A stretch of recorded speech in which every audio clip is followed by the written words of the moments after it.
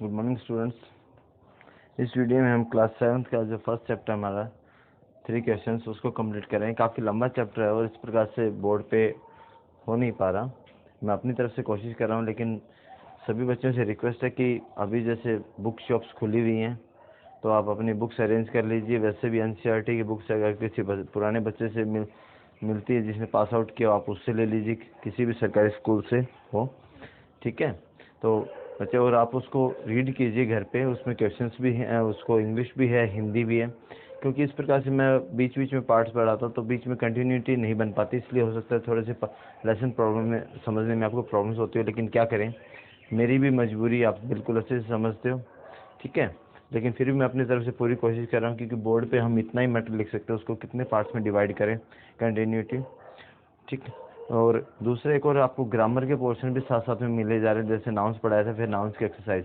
तो पहले आपको उनकी एक्सरसाइज दी जाती है, उसके बाद उसके सॉल्यूशंस पर प्रोवाइड होते हैं। तो बच्चे ध्यान से देखिए, वो दो अलग अलग नहीं होते, वो एक ही होती है। पहले आपको ट्राई करने होते हैं, उसके बाद उसके सॉल्यूशंस आपको प्रोवाइड किए जा रहे हैं, ठीक है। तो चलिए हम अपना शुरू करते हैं आगे के lesson reading.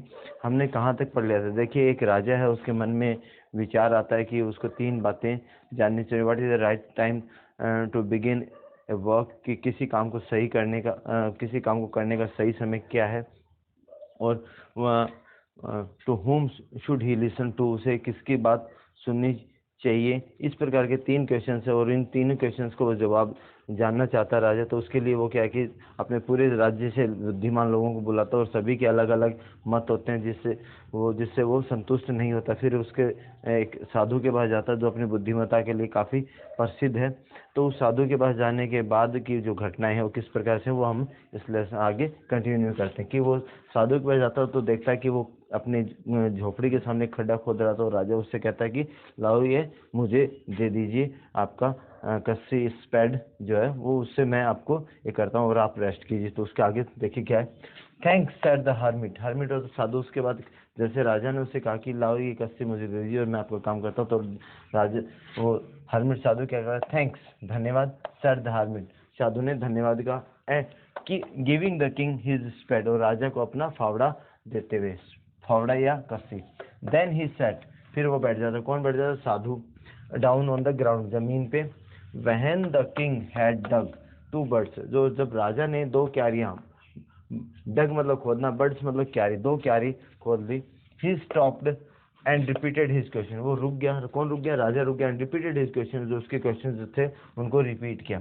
The hermit gave no answer, साधु ने कोई जवाब नहीं दिया। But stood up stretching out his hands, और इस प्रकार से ऐसे हाथ को ऐसे खींचते हुए, hand from for his the spade, की कस्सी की तरफ से हाथ बढ़ाते हुए, खींचते हुए। एंड सेड, कहता नाउ यू रेस्ट, कि अब आप रेस्ट कीजिए। किससे कहता है? राजा से। एंड लेट मी वर्क, और मुझे काम करने दें। But the king did not give him the spade, लेकिन राजा ने उसे फावड़ा नहीं दिया। एंड कंटिन्यूड द डिग, और उसको जो खोदने का कार्य था वो करता रहा। 1 आवर पास्ट, इसी प्रकार क्या हो गया, a 1 hour past then the other, कि 1 घंटा बीत गया, फिर दूसरा घंटा बीत गया, इसी प्रकार समय बीत गया। The sun went down behind the trees, इसका मतलब क्या है? सूर्य अस्त होने का, बिहाइंड मतलब पेड़ों के पीछे। पेड़ों के पीछे कब जाता सूर्य? जब सूर्य अस्त होने वाला होता है। तो इसका मतलब the sun went down behind the trees, मतलब जो सूर्य है वो पेड़ों के पीछे छिप गया या पेड़ों के पीछे चला गया, मतलब सूर्यास्त का समय हो चुका है। At last the king, last में राजा कहता है, स्ट्रक द स्पेड, मतलब at last the king struck the spade, last में क्या किया? राजा ने कस्सी को ऐसे जमीन में गाड़ दिया, इनटू द ग्राउंड।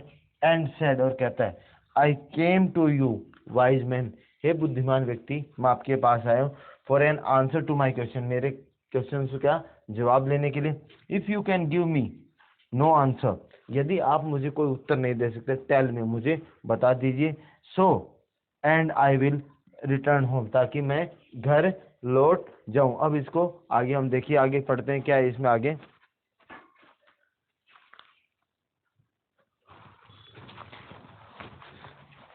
तो अब देखिए क्या हो रहा है, यही बातें कह रहा है राजा। से कहता है कि अगर आप मेरे प्रश्नों का उत्तर नहीं दे सकते तो मुझे बता दी, ताकि मैं घर चला जाऊं। तभी क्या होता है, तभी क्या कहता है, here come someone running said the hermit. Hermit, देखो, हियर, यहाँ, कम कम समवन कि कोई आया है दौड़ते हुए, ऐसा कहता है।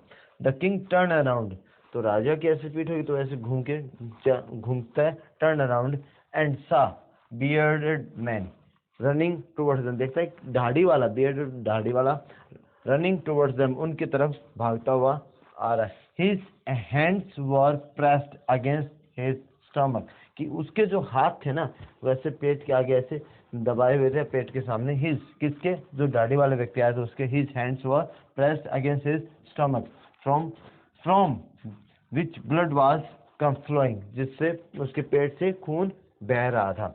When he reached the king, और जब वो राजा के पास पहुंचा, he fainted होता बेहोश होना। कौन बेहोश हो गया, वो दाढ़ी वाला व्यक्ति। he fainted and fell on the ground, बेहोश हो गया और जमीन पे गिर गया।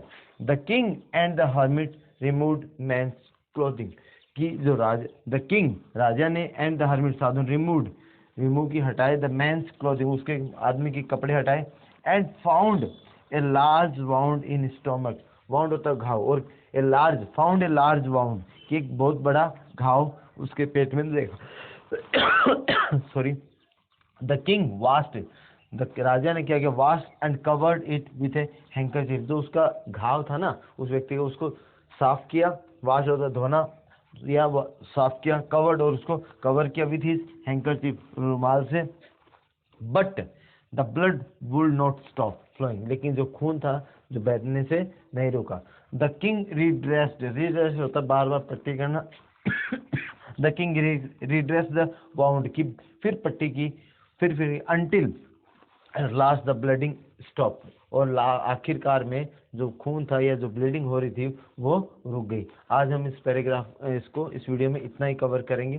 प्लीज़ सभी बच्चों से रिक्वेस्ट है बच्चा, तो इस लेसन को अच्छे से अपने बुक के माध्यम से पढ़िए और वैसे भी पढ़िए ताकि आपको ये समझ में आ जाए। Thank you.